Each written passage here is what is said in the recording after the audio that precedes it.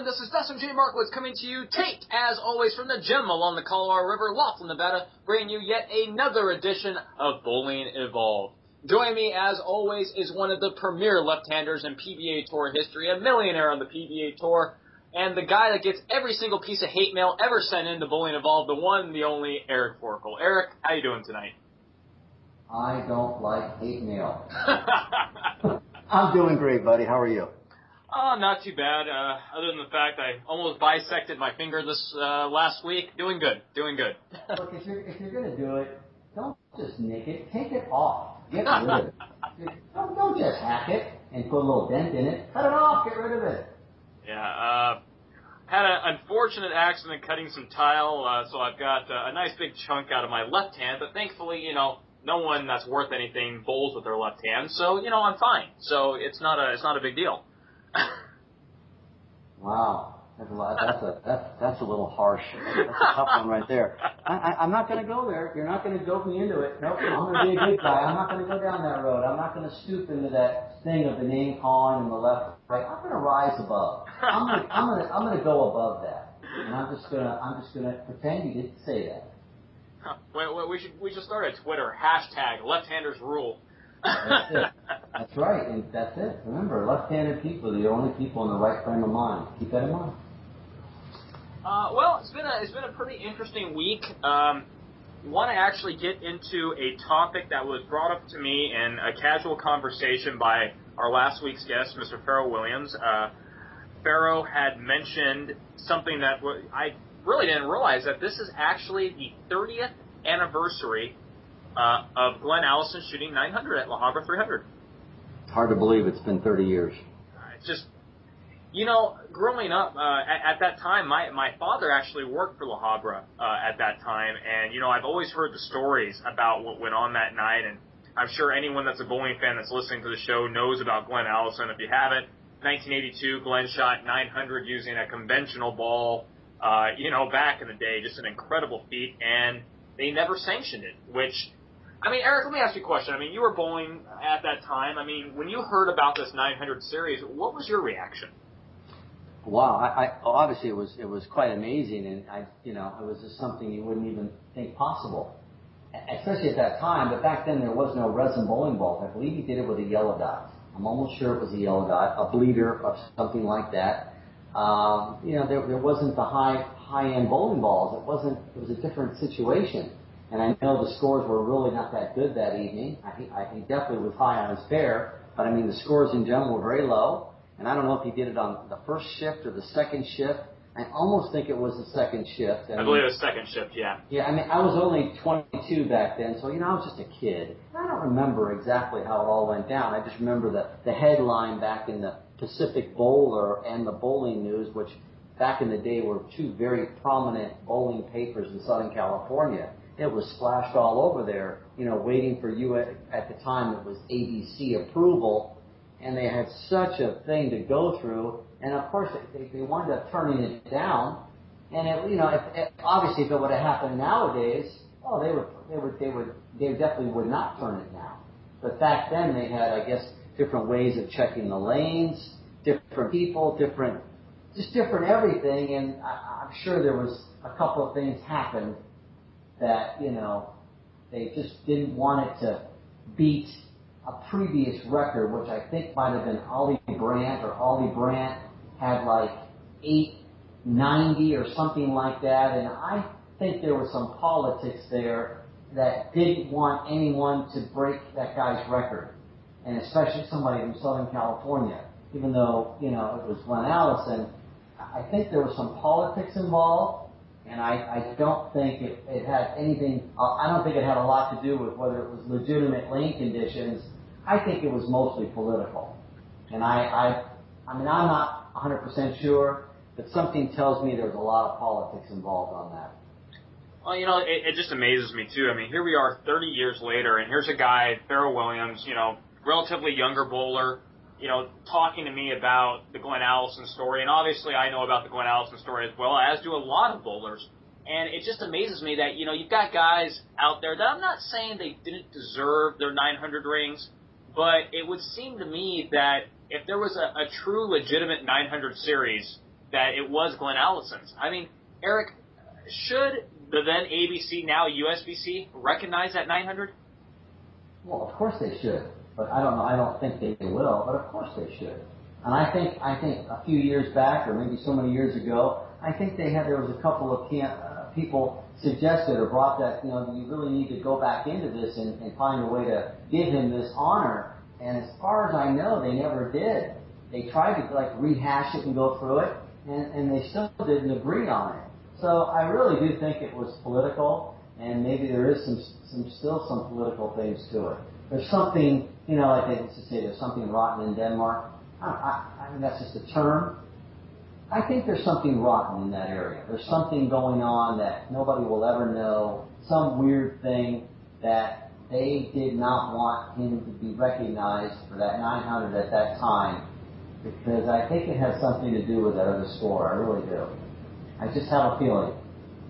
Well, I'll tell you, I would love to get some of the people involved with the 900. Of course, I would love to get Glenn Allison himself on the show, and that might be something down the road we could try doing. But, that's something I'll direct out to our listeners, too. I mean, what do you guys think about Glenn Allison? Should have he had his 900 sanctioned? I mean, obviously Eric and I seem to agree that it should have been sanctioned. Will it ever happen? I mean, I guess that's really the question. It just seems like a travesty to me. It really does. Well, of course it is, and I can only relate to it in some degree. Some years ago, I was bowling the ABC Masters back in it might have been 90, I'm going back, somewhere in the 90s, 93, 94, 95. Anyway, I was fortunate to shoot 878 in the Masters. And, in other words, I almost shot 900. And that was such a surreal moment. And, to carry all those strikes in a row, I can't even imagine what it would be like to do it, 300, 300, 300, because I did 289, 300, 289, something like that. And I had two misses both times. And it's just one of those magical things that happen, and there's really, you can't duplicate it, it's craziness.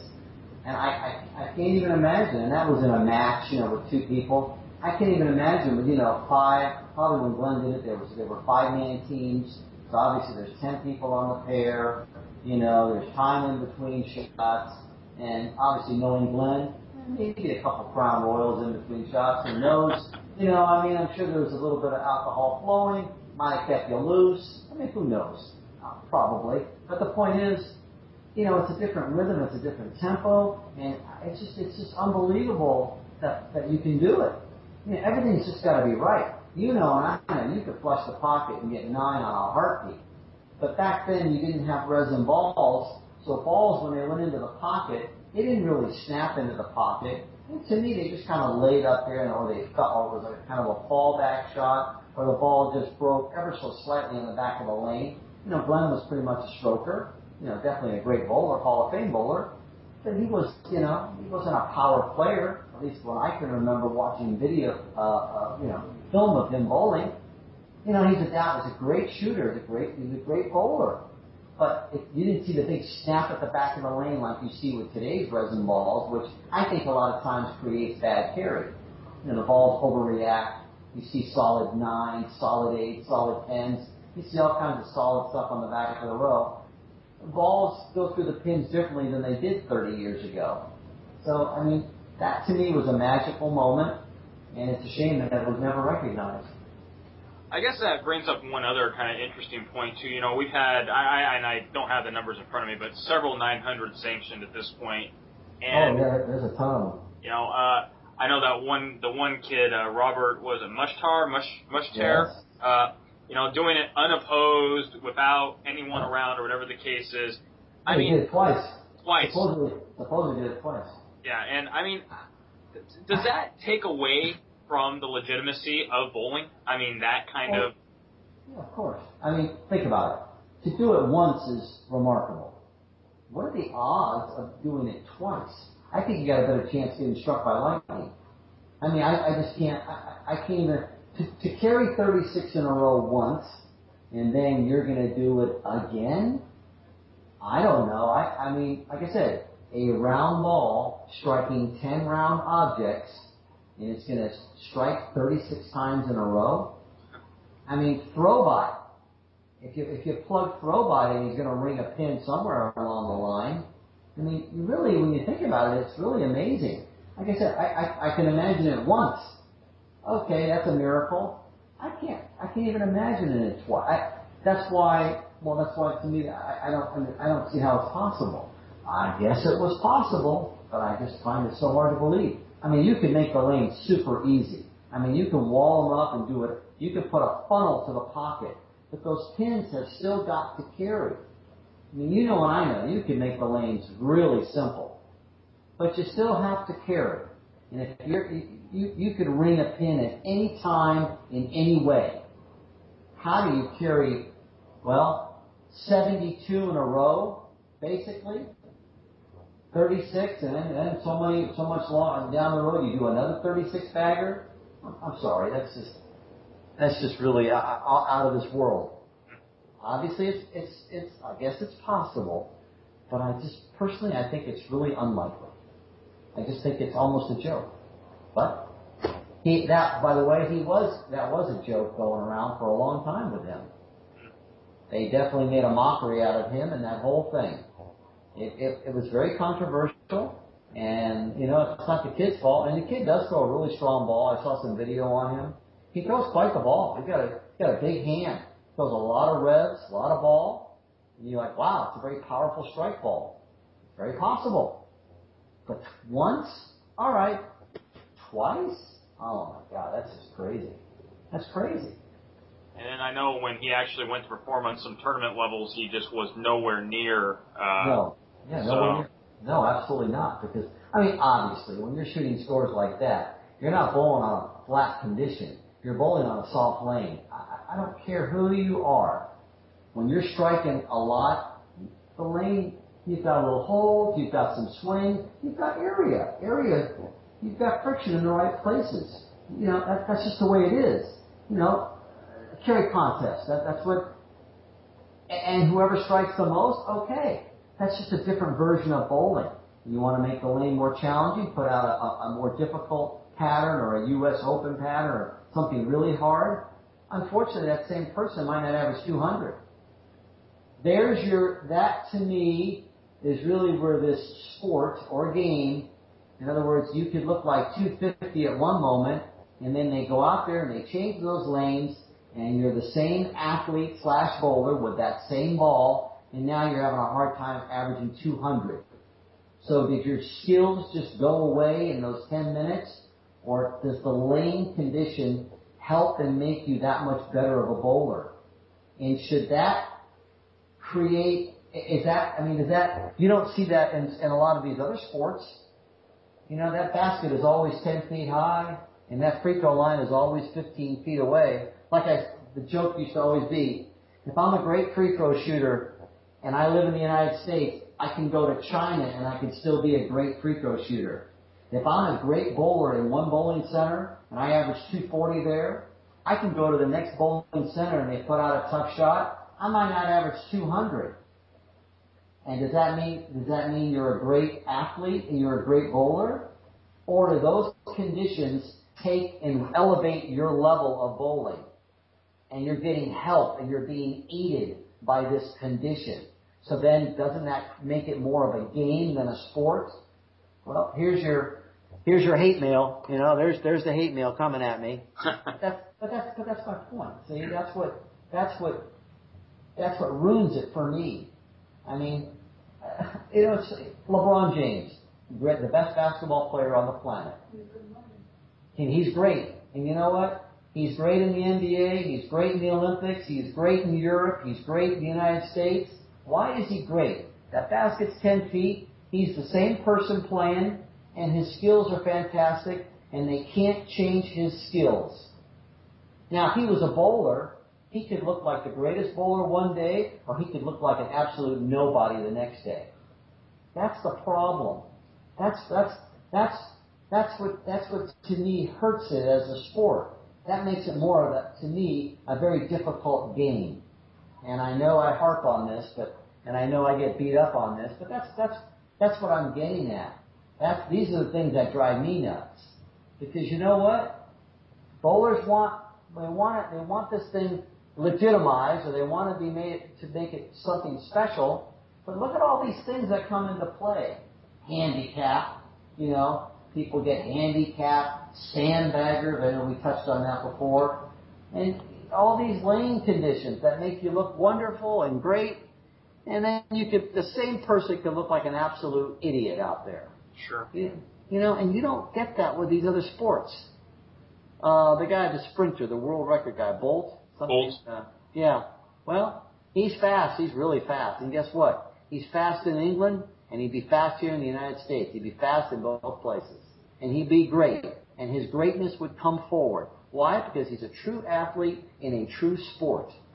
Well, see, here you go. Here's where you start opening up that can of worms. But again, these are just one thing after another that, to me, takes the legitimacy out of it. And there are great bowlers in our game and our sport. There are great bowlers, and they are truly great. But their greatness can be eliminated by a machine that puts oil lubrication on a lane. That's what makes you great or makes you suck. And that shouldn't be. It shouldn't be. But that's another discussion and another show. Absolutely. And I do want to just quickly mention Dwight Howard to our Lakers. Thank you. Oh, I know. I felt so bad when my Lakers got him, Yeah, isn't that a terrible thing for our team? Well, it's only going to be terrible if he's not the Dwight Howard that I want him to be. I want him to be the guy who was the 3-time Defensive Player of the Year. I want that guy. I don't want the guy who just had back surgery and is probably not going to even play at the beginning of the year. Obviously, I've been a Laker fan for 30 years, so I think it's great. I think that they're going to actually have a chance. I'm going to say a chance to beat Oklahoma, because I think Oklahoma is still the best team in the West. But the Lakers are right there now. That's if everybody stays healthy. But they're right there. They're right there.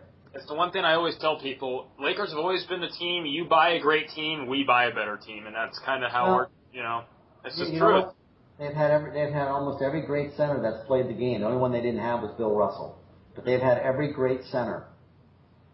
And all great centers go through LA. That's just the way it is. Absolutely. And you've got to have, for the most part, LeBron and Miami was so good last year, they won without a great center. Most of the time you win with great centers. And obviously now they've got an older Steve Nash, who I never liked because he would always beat up my Lakers, but now I'm going to love him because he's a good shooter and he's an unbelievable playmaker. And they built up their bench a little bit. They got Meeks and they got Antoine Jameson. And granted, these guys are a little older, but they just got some great players. And I think there's a reason for everything, and they want to send Kobe out the right way. I think he's got 2 shots at it. I know he wants to get that 6th ring and then that 7th ring. I know he does, and like I said, it's going to be really fun to watch him because they're really going to. And plus, they got to keep Powell, so they should if they can get healthy and get him in the game, and if they all play the way they're supposed to, they are going to be fantastic. I agree. And especially if there's a lot of Laker haters out there. I always used to get beat up out on tour being a Laker guy, wear my Laker jacket. And they would beat me up pretty good because everyone, they hate all the great teams. They hate the Yankees. People hate the Celtics, and people hate the Lakers. Why? Because they're great teams. Me, I'm the opposite. I like the Yankees because they're so awesome. I don't like the Celtics because I like the Lakers. So I grew up in Southern California, so obviously a big Laker fan. And people love to hate Kobe, and they drink that haterade. But you know what? He's great. They drink that. They drink. I know they drink that. Haterade. I got you. That's got to be a first for Bowling Evolved. Eric Forkel using the word haterade.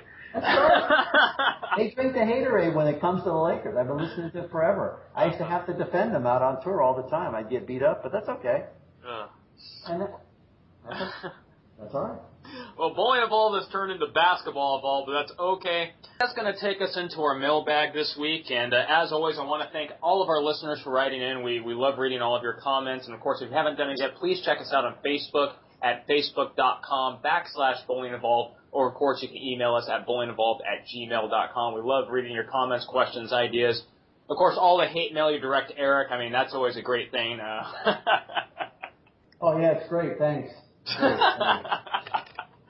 Well, you don't like the hate mail anymore, Eric? The hate mail. Well, no, it's okay. Bring it on. Like I said, nobody knows where I live. They don't have my address. I'm good. It's all good. I just want to know why you don't get any. I mean, you don't get any. Because not everybody can like you. Well, you know, it's... I got nothing, Eric. It's because you're left-handed. Matter of fact, if there's someone out there who doesn't like Dustin, please, why you got to go there? Why is he always got to go there? Why you got to go there? No, I was going to say, I think if there's anyone out there who doesn't like Dustin, please send him a letter. That way I'll know he got at least one. There. Well, that's right. Make sure they understand that.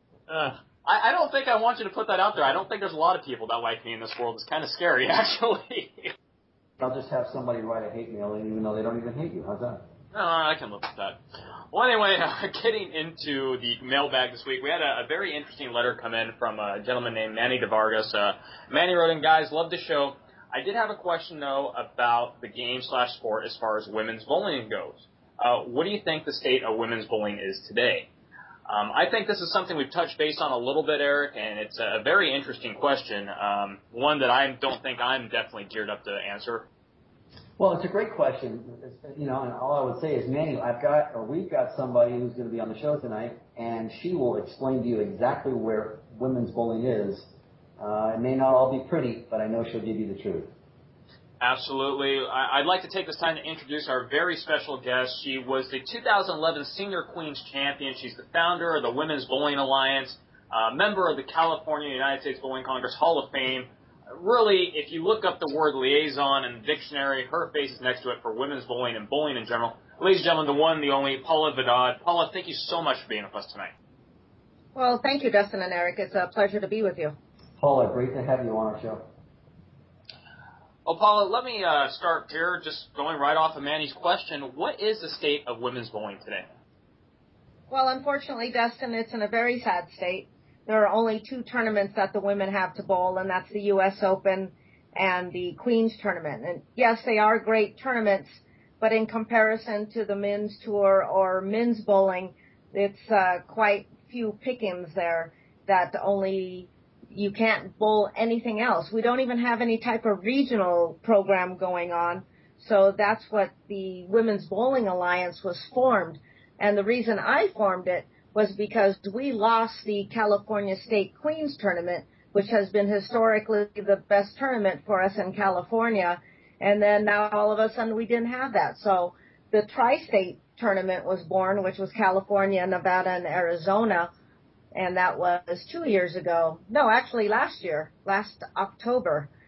And so basically it was for the women to have their state championship. And so then all of a sudden I had women contacting me saying, well, I want to bowl it. Somebody in Colorado, Texas, New York. And then all of a sudden I'm spearheading this program to get women's bowling back to where it should be. There has not been a women's bowling tour since 2003, so it's been dormant for all this time. The PBA did try doing the women's series, which was great, but it only lasted a year, and it was actually only for 16 women. Well, there are more than 16 women in the United States that would like to bowl tournaments. So the Women's Bowling Alliance was formed, and so we've had 3 major tournaments. I call it major, whereas we had a 10,000 first place here in Vegas, which was in alliance with the ABT. And then we had the St. Louis Open, and that paid $4,000 first place. And then I just had the Queens and Princess tournament, which was basically the tri-state tournament this past weekend. And then we have a Kansas City Open, and that's the Labor Day weekend. And then the end of September, we're going to have one in Decatur, Illinois, which is guaranteed $5,000 first place. So I don't believe personally there will ever be a women's tour again because it's just not feasible. That's obvious with the PBA tour. That's dwindling also. So what I'm looking for are existing tournaments throughout the United States and different parts of the United States to have one event a year, make it a grand event, and have an existing people that run tournaments, so I don't have to go all over the United States and have expenses. So we have these tournaments, and that gives something for the women to bowl. So hopefully it grows, and we can have more tournaments, and hopefully 12 tournaments next year. Well, that's definitely a great goal. Of course, I do have to ask, why do you think the women's professional bowling has been dormant? What is keeping people from getting behind women's bowling or even bowling in general? Well, that's a funny question, because you'd think that the USBC would spearhead it, and they did buy the rights from the PWBA, but nothing was done with it. So I don't understand why nothing was done with it, because if you talk to a lot of pro-am bowlers, they always enjoyed bowling with the women because they're just, number one, much more nurturing, they're very friendly, and I'm not saying that the men aren't, but the pro-am bowlers always said they enjoyed it, and they enjoyed watching women bowlers. And what's funny, too, is that Mike Flanagan, who had never really seen a women's event before, who is the CEO of InsideBowling.com, we had that tournament in St. Louis, and he said he had a newfound appreciation of women bowlers because he put a tough shot out and saw how talented the women were on creating a shot and developing a shot and scoring on it. So, I can't grasp exactly why it wasn't done. And for me, it's just been too long. So maybe if I start a bandwagon and other people jump on, that's great, because number one, I can't do it myself. And number two, we need the funding. So what I thought, as opposed to just begging for donations all the time, is I started a monthly donation. So if I asked you for $5 a month to support women's bowling, it sounds much better than, would you donate $60? And now then I'd have to ask you again next year. So if you just put it on a credit card once a month, cup of coffee, if you could go without a cup of Starbucks for a day, that it would help fund women's bowling. And we've got donations up to $500 a month right now. But my goal is actually $10,000, and I don't know if it's an unrealistic goal, but we could at least have a tournament every month with a very nice prize fund before we ask for sponsorship dollars. How can people to go ahead and donate and see the work that you've been doing? Well, we have our website, which is WBAbowling.com or Women'sBowlingAlliance.com. We do have the results from the previous tournaments, and if it's make a donation on the make a donation tab, you don't have to do that monthly if you don't want to. We do have where people will mail in checks if that they're not comfortable with doing a credit card. But like just like buying a car. If you bought a car for $20,000, just that $20,000 price tag is a terrible sight to see. But if you saw $250 a month, it sounds much more affordable. And we're never going to ask for membership fees either, because if there's only one tournament within your area per year, then some people might just not bowl, because making a $60 membership fee just doesn't make sense to bowl one tournament. Well, that's definitely a good point as well, and I think a lot of the women bowlers should definitely be appreciative of that. Let me ask you the next question as well. Where do you see it going? I mean, what would you like to see women's bowling get back to? Would you like to see it back to the days of when it was like the LPBT, or would you like to see it where it gets on the same level as the PBA? I mean, what is the ultimate goal? Well, the ultimate goal is to have, as far as the WBA, have a major tournament once a month in different parts of the United States. Personally, I don't think there will ever be a women's tour again, just because, number one, of the economy, and number two, the PBA is a certain perfect example of how a tour is dwindling and dying. So I think that, it's just going to be a different part of a larger regional, let's put it that way, because even in Southern California, when we try to put an event on, it just doesn't have that draw like it does in the Midwest or the East. So it's kind of crazy. It's just each region has to be dealt with differently. Let's kind of go off on a little bit different subject here as well. You had recently competed for the United States, I believe, down in Florida, winning several medals. First off, congratulations on that. Do you want to tell us a little bit about your experience down there? It was a wonderful experience. I was actually slated to bowl with Greg Thompson Jr. at the mixed doubles tournament at the South Point, and I had to back out and said, hey, Greg, I was asked by USA Bowling to represent the women's seniors at the Tournament of Americas in Tamarack, Florida, which is right out of Fort Lauderdale. So I said, this was a once-in-a-lifetime thing, and this is something I've always wanted to do my whole career, but I had been professional coming right out of college bowling. So I would have had to sit out 2 or 3 years, and I knew I wasn't going to do that. So the experience was wonderful, being able to represent the United States, and I ended up winning 3 golds, 2 silver, and a bronze, and it was just such a wonderful experience with all the different countries competing, and I was rooming with Lucy Sandelin, and we just had a lot of fun, and I hope they'll ask me to do it again next year. I got a question for Paula. Yes.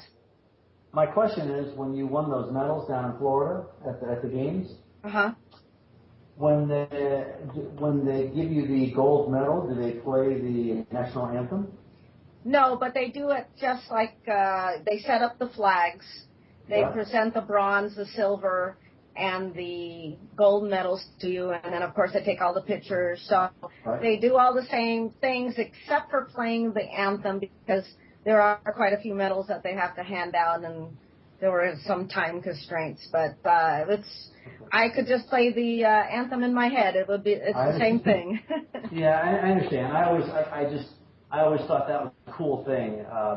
I had a chance back in the day to go to Japan a couple of times and bowl the Japan Cup, and when they played the national anthem, I always remember standing there, and it kind of creates some chills. You always remember. Sure, absolutely. So I always, and of course, we just got done watching the Olympics for 2.5 weeks or whatever it was, and you could just see when a team wins, or it's like when Team USA won the soccer, which is fantastic. You could just see the emotion in the people's faces, in the players' faces, when they're all singing the national anthem, and you could just feel it. And I'm just curious if they did that down in Florida. Well, what's funny is that we were staying up late every night watching the Olympics, knowing that we had to get up at 6:30 in the morning. So we were literally getting 6.5 hours of sleep and having to compete the next day. But just to have that same energy that the athletes had at the Olympics, and the whole flag and the national anthem playing, it just really reverberated in my performance and how I felt, and it felt like it was my Olympics. And that's the great part about it, and that's really, that's the part of the game, sport, whatever you want to call it. That's the part that's exciting, and that's what, and that's what I think. If we can find a way, whether it's through your Women's Bowling Alliance or through the USBC, that's the kind of stuff that they need to get. That's the point that needs to get across, I think, to people, to really give this game a boost.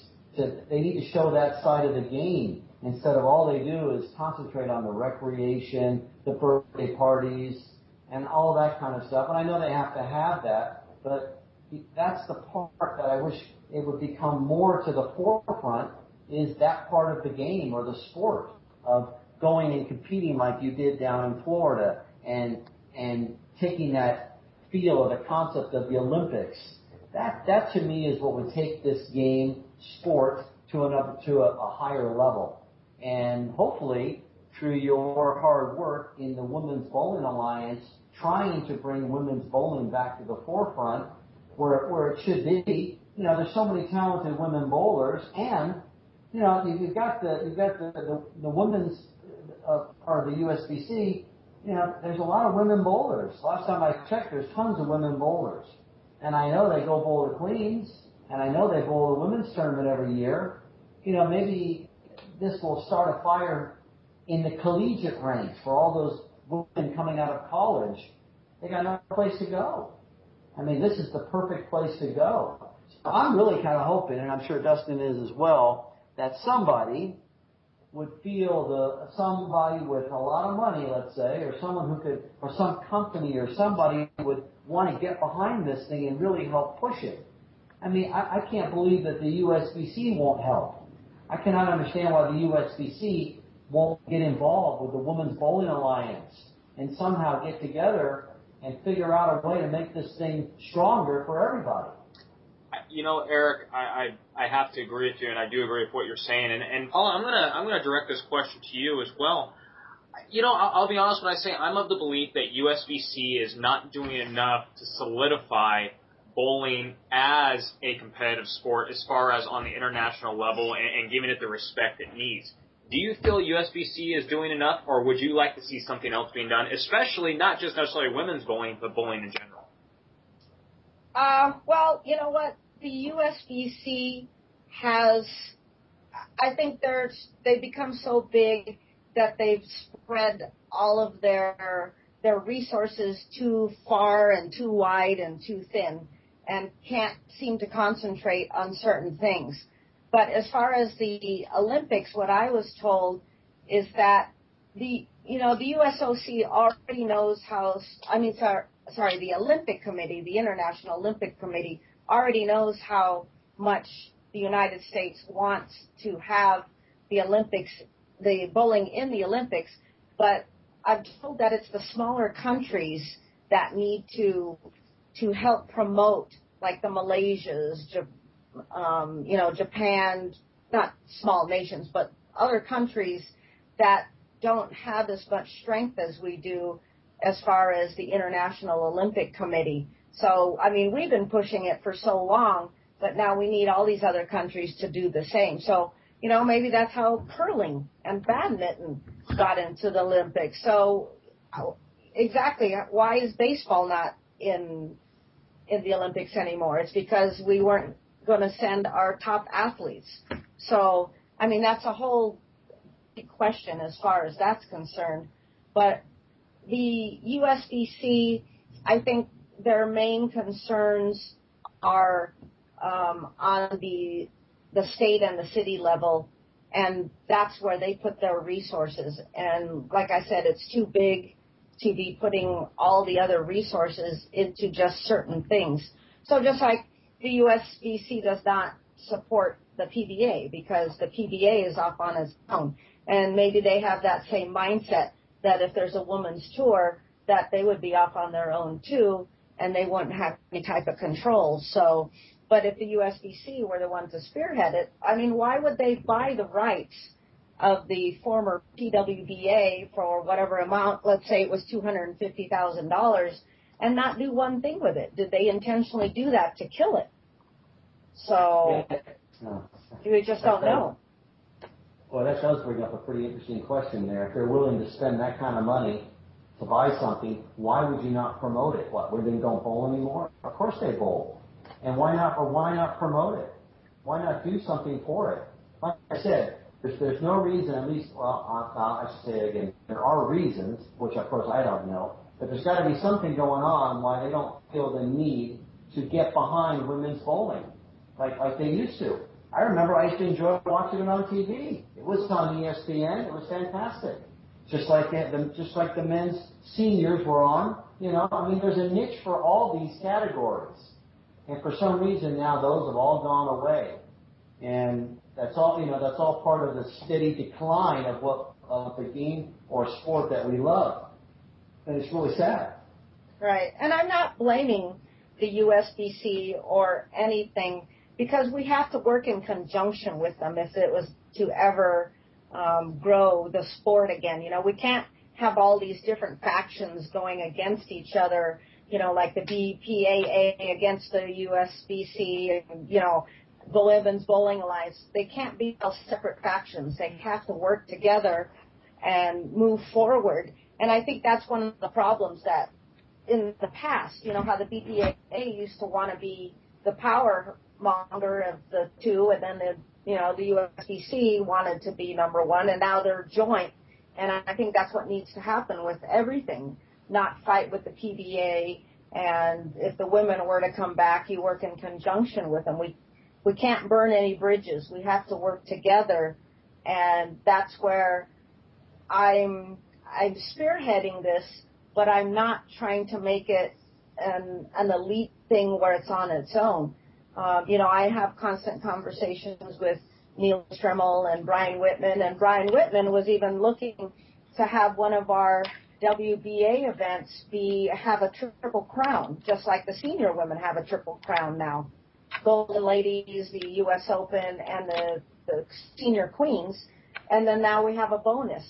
So the top 10 people get to shoot for a bonus at the Queens this year in October.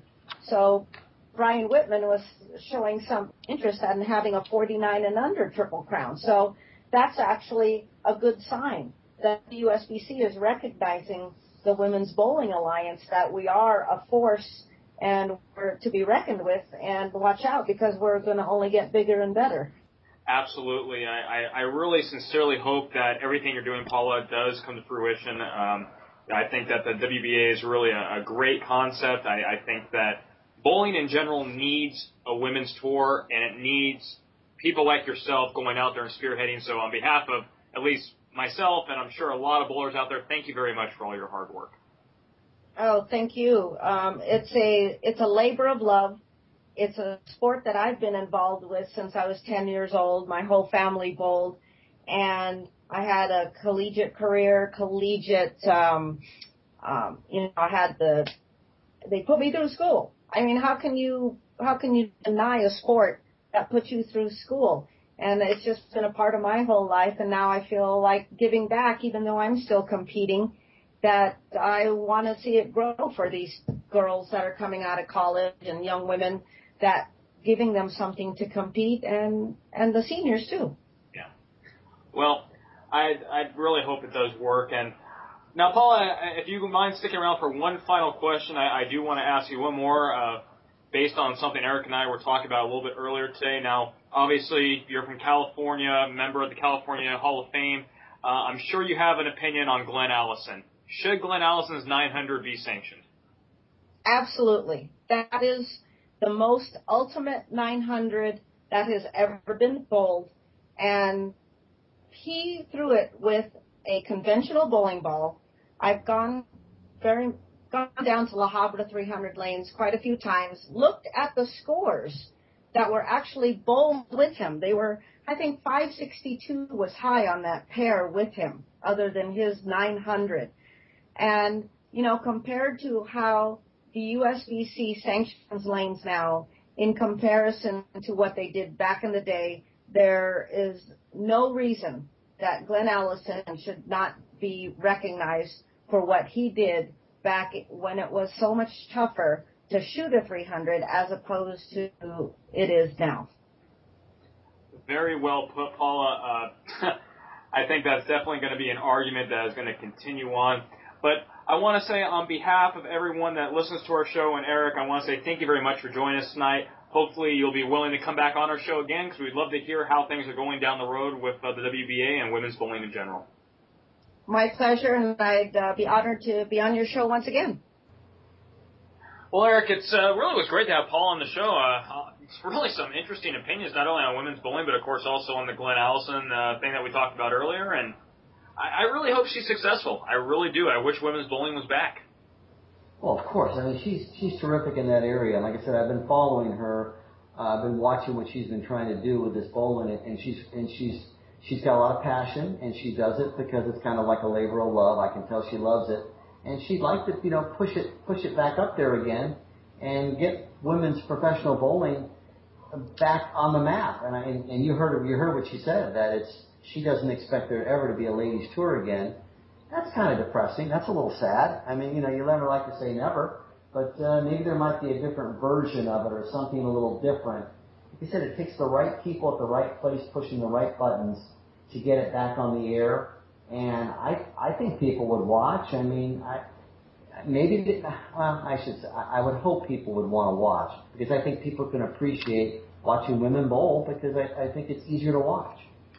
Well, it's funny that there's all these misconceptions, and we were just talking about it a little bit during the Glenn Allison thing, about what bowlers seem to care about. Obviously, the PBA as we both seem to agree, has kind of lost touch on its audience. And, but here's a guy like Pharrell Williams who's talking to me about Glenn Allison. So obviously there's merit for the senior tour, there's merit for the women's tour, and people do want to see it. Well, the PBA, I don't know if you saw it today, they came out with a new announcement for the PBA tour, the senior tour. I didn't see it, unfortunately. They're changing the name of the senior tour. Huh. They're actually the PBA senior tour, it's going to be called the PBA 50 Tour in 2013. It's no longer referred to as the senior tour. It will be called the PBA 50. Now, I know, don't laugh. I'm just going by what I'm reading here. That to me tells me a couple of things. That tells me that because of all the guys turning 50, a lot of great players who are just coming into the 50s, maybe they think there's an audience there and maybe they're going to do something with it, possibly. Or this is just another idea of creating some hype instead of calling it the senior tour, which makes it sound old. Well, hey, the guys are over 50. And there's a lot of guys out there in their 60s and some in their 70s. Maybe this is a way of them trying to freshen it up and make it sound more valuable.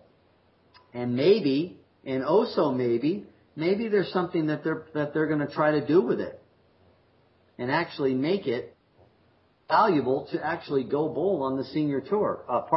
The PBA 50 tour. Why not just call it the Legends Tour? I mean, wouldn't that have more merit to it? Well, I think it could. I think they had. Why does that sound familiar? I think they had something like that. I think that's what Steve Sanders did a few years ago with his senior thing. I thought that was called the Legends Tour. You might be right there. I do remember. So, but I guess just my point is, why do you need to gimmick? To me, and this is coming from the younger generation, in my opinion, and, to our listeners, maybe you agree with me, maybe you don't, but why do you need to put all these gimmicks around the bowling? The guys on the 50 tour now, Eric, to be perfectly blunt, were the guys I grew up watching. So, I understand. I don't know. Well, I'll tell you, I'm going to try to answer that. This is what Tom Clark said. The word senior is outdated, and the title PBA 50 more accurately reflects the vibrancy of the players and our competition in this age group. To me, that's saying, hey, we're not a bunch of 60 and 70-year-olds out here and around with canes and wheelchairs, in the old folks' home. Hey, we're young, we're something to come watch. We're in our 50s, and we used to be stars back in the 80s and 90s, but now we're in our 50s, and come watch us bowl. I'm guessing that's what they're trying to pitch it, because they're trying to get away from senior as being old. That's the only thing that makes sense to me. That's what they're trying to do with this. Now, obviously, me being 51 years old, I think this is a great idea if it does what it hopefully will do. But you've got guys like Pete Weber, Parker Bone, Randy Peterson, Jack Jurek, Chris Warren, David Traber, Robert Lawrence. You got all these guys turning 50. Well, that's a lot of star bowlers from back in the day coming out on that senior/PBA 50 tour. So maybe they're trying to, refresh it. Maybe they're hoping to do something with it. I wish they would do something with it. I wish they'd get it back on TV where it should be. Get it back on TV. Get some sponsors. But they got a hard time keeping their own stuff on TV with sponsors. I don't know how they could ever do it with the PBA 50. You see what I mean? Oh yeah, absolutely. And I wish them the best. I hope it does succeed. I mean, like I said before, a lot of those guys you mentioned were the ones that were my heroes, Exactly. Back growing up. And, I wish them the best. But anyway, that is going to take us to the end of our show. Once again, I want to thank Paula very much for being on the show. Guys, everyone who has listened tonight, we would love to hear your questions, comments, ideas, suggestions. Anything based on women's bowling, of course, the Glenn Allison situation, that is definitely something that's got to be taken into consideration. And, Eric, we talked about before, maybe the more people speak up, the better off things are going to be. Let's let USBC, the PBA, and everyone know what it is we're feeling. Exactly. I mean, you got to get your opinions out there, and sometimes people push the right buttons, and maybe this is going to push the right buttons. That's all we could hope for. Because I don't have the answers to solve these problems, but I know that there is answers out there, and hopefully somebody will have them. And, that's what we're here for, guys. Bowling Evolved, we talked about we're bowling yesterday, bowling today, and bowling tomorrow, and that's really what we are. We're not here to talk about how great something is doing when it's not. We want to show you, that's the truth. We want to show you what things are from our perspectives, and we hope that you guys have an opportunity to do the same. Once again, like I said, you can contact us, of course, on Facebook at facebook.com/Bowling Evolved. Also, of course, at our email, which is bowlingevolved@gmail.com. We do read any and all comments, ideas, questions, suggestions. Eric even gets your hate mail. He doesn't like it, but we still read it anyway. Of course, I might be getting some hate mail. I guess hate mail is better than no mail. That's true. That's true. And apparently I'm going to be getting some this week myself, so it's going to work out well. If I have to send it to you myself, yes. And also, we are going to be looking to do those videos you guys have asked for. I know Eric and I are going to be getting together here hopefully the next couple of weeks and trying to get some of those videos together. Well, ladies and gentlemen, for Paula Vidad and Eric Forkel, I've been Dustin J. Markowitz. Thank you very much for listening, and have a great night. Good night.